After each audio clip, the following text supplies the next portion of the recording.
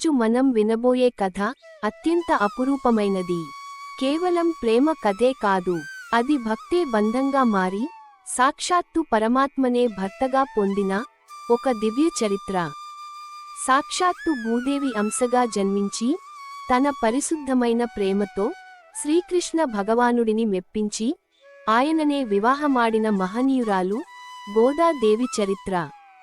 మరి ఆలస్యం చేయకుండా అద్భుతమైన ఆండాళ్ గోదాదేవి కళ్యాణ గాథలోకి ప్రవేశిద్దాం. ఈ అద్భుతమైన కథను వినే ముందు ఈ వీడియోని లైక్ చేసి ఓం నమో నారాయణ అని కామెంట్ చేయండి. కలియుగం ప్రారంభమైన తర్వాత భూలోకంలో అజ్ఞానం పెరిగి ప్రజలు ఆడంబరమైన ఆచారాలలో మునిగిపోయి నిజమైన నిష్కపటమైన భక్తి మార్గాన్ని పూర్తిగా విస్మరించారు. హృదయాలలో స్వార్థం పెరిగి భగవంతుడిపై ప్రేమ తగ్గిపోవడాన్ని చూసిన భూదేవి వైకుంఠంలో శ్రీమన్నారాయణుడి పాదాల చెంత తీవ్రంగా కలత చెందింది.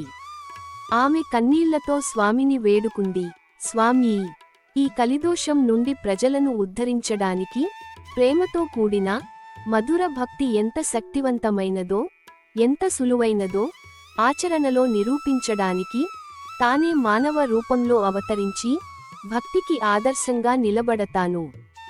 దయచేసి నాకు ఆజ్ఞ ఇవ్వండి అని అడిగింది. భూదేవి యొక్క ఈ గొప్ప త్యాగానికి, లోక కళ్యాణం పట్ల ఆమెకున్న ప్రేమకు ముగ్ధుడైన శ్రీహరి ఆ భక్తికి ఉదాహరణగా నిలిచేందుకు ఆమెను భూలోకంలో అవతరించమని ఆనందంగా ఆదేశించాడు. ఈ దివ్య అవతారానికి ఆశ్రయాన్ని అందించడానికి శ్రీమహావిష్ణువు నిత్య సేవకుడు మరియు వాహనమైన గరుత్మంతుడు స్వామిని అల్లుడినిగా పొందే తన అంతరంగ కోరికను నెరవేర్చుకోవడానికి భూలోకంలో విష్ణుచిత్తుడు అనే పేరుతో తమిళనాడులోని శ్రీవిల్లిపుత్తూరు పుణ్యక్షేత్రంలో జన్మించాడు. గరుత్మంతుని అంశ అయిన విష్ణుచిత్తుడు కేవలం భక్తుడే కాదు, ఆయన జీవితమంతా స్వామికి రోజు కొత్త పూలమాలలు అల్లి అలంకరించడం అనే పవిత్రమైన కైంకర్యంపైనే కేంద్రీకృతమై ఉండేది. ఆయన కట్టిన ప్రతి పూలమాలలో ఆయన భక్తి, గరుత్మంతుని సేవ పరిమళించేవి.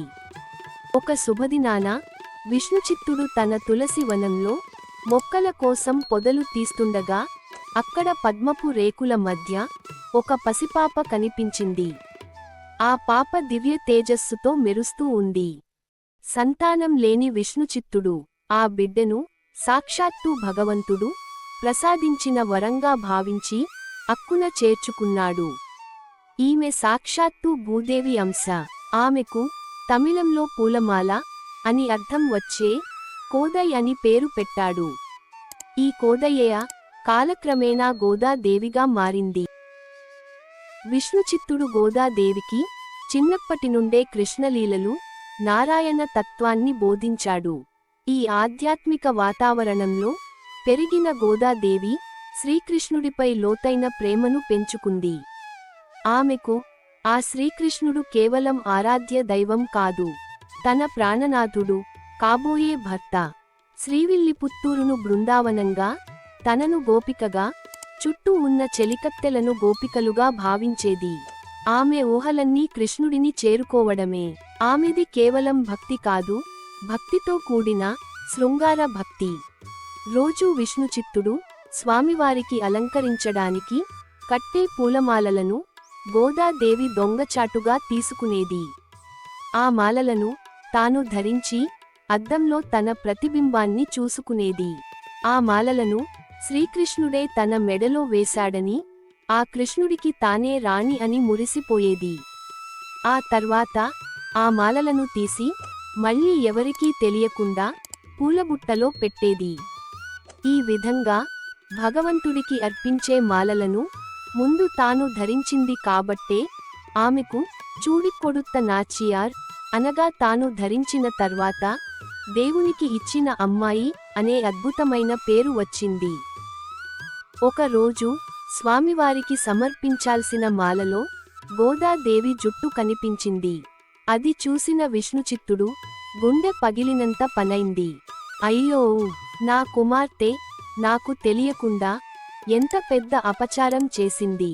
నేను స్వామికి నివేదించకుండా వాడుకలో ఉన్న మాలలను సమర్పించాను అని తీవ్రంగా కలత చెందాడు. ఆ మాలలను తీసి పారవేసి కొత్త మాలలు తయారు చేశాడు. ఆ రోజు స్వామికి మాల సమర్పించలేదు. అదే రోజు రాత్రి శ్రీరంగనాథుడు విష్ణుచిత్తుని కలలో ప్రత్యక్షమై కన్నీరు పెట్టుకుంటున్న విష్ణుచిత్తుడితో ఇలా అన్నాడు, విష్ణుచిత్తా, నీవు కలత చెందవద్దు. నా కోసం నీవు కట్టిన కొత్త మాలలు నాకు నచ్చలేదు. గోదాదేవి ధరించిన మాలలే నాకు అత్యంత ఇష్టమైనవి. వాటిలో నాకు ఆమె నిష్కపటమైన ప్రేమ, పరిశుద్ధమైన భక్తి కనిపిస్తాయి. ఆ మాటలు విన్న విష్ణుచిత్తుడు ఆనందంతో ఉప్పొంగిపోయాడు. తన కుమార్తె కేవలం బాలిక కాదని, ఆమె భూదేవి అవతారమని, ఆమె ప్రేమ మామూలుది కాదని తెలుసుకున్నాడు. అప్పటి నుండి ఆయన గోదాదేవిని ఆండాళ్ అనగా ఆదుకునే తల్లి అని పిలవడం మొదలుపెట్టాడు. శ్రీకృష్ణుడిని భర్తగా పొందాలనే తన లక్ష్యాన్ని చేరుకోవడానికి గోదాదేవి ధనుర్మాసంలో అనగా మార్గశిర మాసంలో కాత్యాయని వ్రతాన్ని అత్యంత నిష్ఠతో ఆచరించింది. ఈ వ్రతాన్ని పూర్వం గోపికలు శ్రీకృష్ణుడిని పొందడానికి ఆచరించారు. వ్రతంలో భాగంగా గోదాదేవి తెల్లవారుజామునే మేల్కొని నదీ స్నానం చేసి సుఖాలను విడిచిపెట్టి కేవలం భగవన్నామ స్మరణలోనే గడిపింది. ఈ వ్రతంలో భాగంగా ఆమె తన ప్రేమను, విరహాన్ని, కృష్ణుడిని చేరుకోవాలనే తపనను వ్యక్తపరుస్తూ 30 దైవ ప్రబంధాలను ఆలపించింది.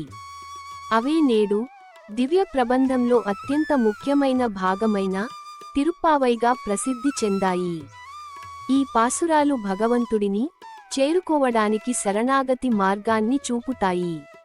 గోదాదేవి ప్రేమకు, తిరుప్పావై నిష్ఠకు ముగ్ధుడైన శ్రీరంగనాథుడు విష్ణుచిత్తుని కలలో మళ్లీ కనిపించి గోదాదేవిని పెళ్లికూతురిగా అలంకరించి శ్రీరంగంకు తీసుకురావాలని ఆజ్ఞాపించాడు. ఆమెను తాను వివాహమాడతానని తెలిపాడు.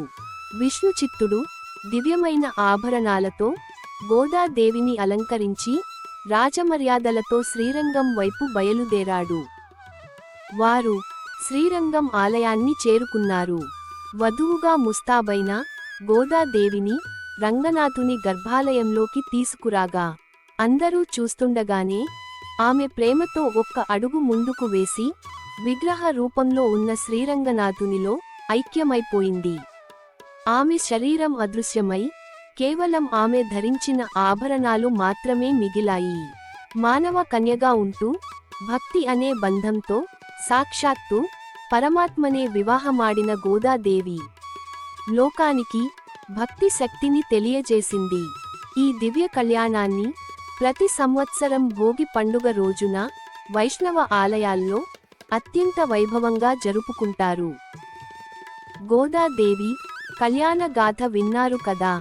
భక్తి ఎంత శక్తివంతమైనదో, ఎంత గొప్ప మార్పు తీసుకురాగలదో ఈ దివ్య చరిత్ర మనకు తెలియజేస్తుంది. గోదాదేవి ప్రేమ, సంకల్పం మనందరికీ ఆదర్శనీయం. ఈ కథ మీ హృదయాన్ని తాకినట్లయితే తప్పకుండా ఒక లైక్ చేయండి. మీ మిత్రులకు, బంధువులకు షేర్ చేయండి. అలాగే మీకు ఈ కథలో అత్యంత నచ్చిన భాగం ఏమిటి? గోదాదేవి జీవితంలో మిమ్మల్ని కదిలించిన అంశం ఏది అనేది క్రింద కామెంట్ల రూపంలో మాకు తప్పకుండా తెలియజేయండి. మీ అభిప్రాయాలను తెలుసుకోవడం మాకు చాలా ఇష్టం. ఇటువంటి మరిన్ని అద్భుతమైన కథలు, గాథలు, చారిత్రక రహస్యాలు తెలుసుకోవాలంటే వెంటనే మన సుష్మా స్టోరీస్ ఛానెల్ను సబ్స్క్రైబ్ చేసి పక్కనే ఉన్న గంట గుర్తును నొక్కండి. తద్వారా మీరు మా తదుపరి వీడియోను మిస్ అవ్వకుండా ఉంటారు.